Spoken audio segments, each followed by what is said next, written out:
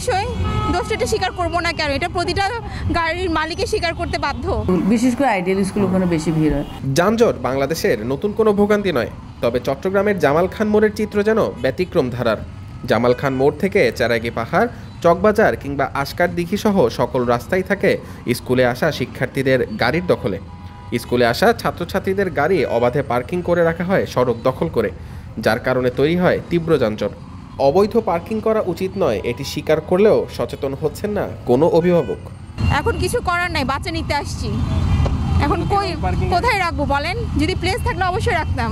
সেটাই বলবো, room parking হইলেও এখন আমাদের বাচ্চাদের গাড়ি আমরা নিতে হবে, রাখতে হবে, আর আমাদের স্কুলের সামনে প্লেসটাও ওরকম বেশি নাই। অবশ্যই দোষটা এটা স্বীকার করবো না কেন, এটা প্রতিটা গাড়ির মালিকই স্বীকার করতে বাধ্য। নিয়ম কানুনের তোয়াক্কা না করে আইনকে বৃদ্ধাঙ্গুলি দেখিয়ে খেয়াল খুশি মতোই পার্কিং করছেন চালকেরা। কেউ কেউ আবার দোষ চাপিয়ে দিচ্ছেন কর্তৃপক্ষের ঘাড়ে। এটা তো আসলে পার্কিং না, আপনারা এখানে যে পার্কিং করছেন এখানে তো যানজট হয় প্রতিদিন। এখানে তো সবসময় পার্কিং করে সবাই, যানজট তো সবসময় হচ্ছে। হ্যাঁ, এখন এই যানজটের দায়িত্ব আসলে কে নেবে? সেটা তো আমরা জানি পার্কিং এর কারণেই তো এই যানজটটা হচ্ছে। এখন আমাদেরকে তো যেভাবে বলে সেখানে তো পার্কিং করতেছে, বুঝতে কারা বলে পার্কিং করতে? আমাদের কোম্পানিতে বলে আর কি। এটা স্কুলের জন্য পার্কিং করেছে না, এটা স্কুলের জন্য পার্কিং করছে তো স্কুলের পার্কিং, এই জন্য মানে সবাই লাগতেছে আর কি। এটা তো প্রধান সড়ক, এটা তো পার্কিং না। প্রধান সড়ক তো মানে সবাই তো যা লাগতেছে সেজন্য আমরা লাগতেছি আর কি। হিসেবে আমার হিসেবে দোষ আছে। হ্যাঁ, তার মানে যানজটের কারণে আপনার দোষ হচ্ছে, এটা আপনি স্বীকার করতেছেন? হ্যাঁ, এটা আমি স্বীকার করতেছি যে আমি রাখছিও, চাপায় রাখছি। গাড়ির অবৈধ পার্কিং ও অসচেতনতার কারণে প্রতিদিনই ভোগান্তি পোহাচ্ছে সাধারণ মানুষেরা। আমরা পড়তে হচ্ছে গার্জিয়ানরা, বেশিরভাগই সমস্যা হচ্ছে গার্জিয়ানদের।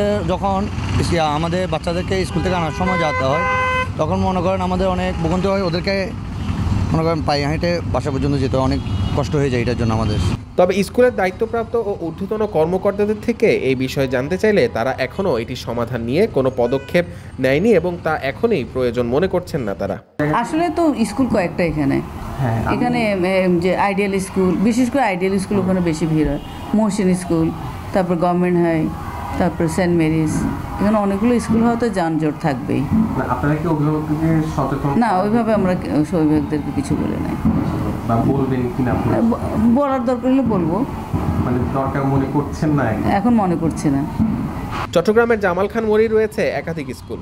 স্কুল শুরু ও শেষ হওয়ার সময় প্রায় একই হওয়ায় এবং প্রতিটি ছাত্রছাত্রী আসে ব্যক্তিগত গাড়িতে, যেগুলো অবৈধভাবে পার্কিং করে রাখা হয় সড়কের ওপর, যার কারণে সকাল থেকে দুপুর পর্যন্ত চট্টগ্রামের এই গুরুত্বপূর্ণ সড়কে লেগে থাকে তীব্র যানজট। ফাহাদ ইবনে মাহমুদ, বাংলাদেশ লাইভ, চট্টগ্রাম।